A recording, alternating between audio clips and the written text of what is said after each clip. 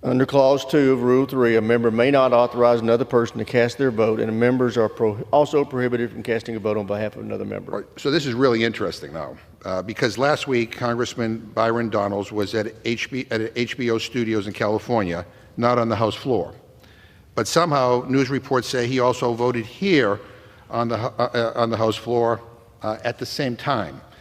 And this is so interesting, Mr. Speaker, because I have a tweet here from 2 years ago when Representative Donald says, and I quote, "Today, House Republicans will vote to end proxy voting once and for all. The House of Representatives isn't a tech company.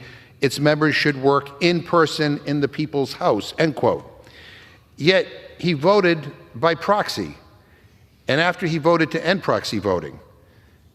And this is the kind of hypocrisy that appears to be a specialty with my Republican colleagues. And again, Mr. Speaker, let me ask if I can make a further parliamentary inquiry. Status parliamentary inquiry. Mr. Speaker, let's say a member of Congress has a baby. Let's say they're undergoing treatment for chemotherapy. Let's say a close family member dies. Is there a provision in the rules for them to vote remotely?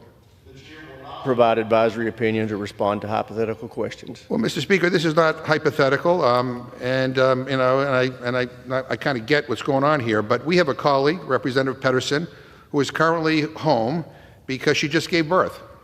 She can't vote because this majority has refused to put in place a bipartisan tool to allow it.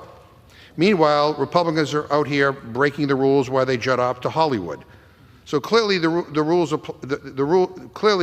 apply and are held so sacrosanct by the majority that they can't be changed for new moms, but somehow they can be changed for interviews in Los Angeles. So, let it apply to thee and not me. Mr. Speaker, further inquiry: were Representative Donald's votes recorded as if he cast them properly, or has his absence been recorded? The chair would direct the gentleman to Clause 2 of Rule 3. So if I understand that correctly, they were recorded, even though he wasn't here in person.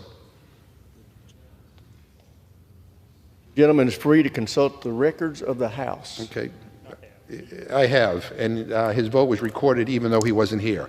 So let's just call this what it is. It's voter fraud under the rules that the Republicans have put into place. Let's not even get started about who used Donald's card to vote for him. They are fraudulently casting votes on the House floor to make sure they win every time, whether or not they have enough members here. But apparently the voter fraud is okay if they do it. This is unbelievable. I reserve my time. Gentleman reserves. The gentleman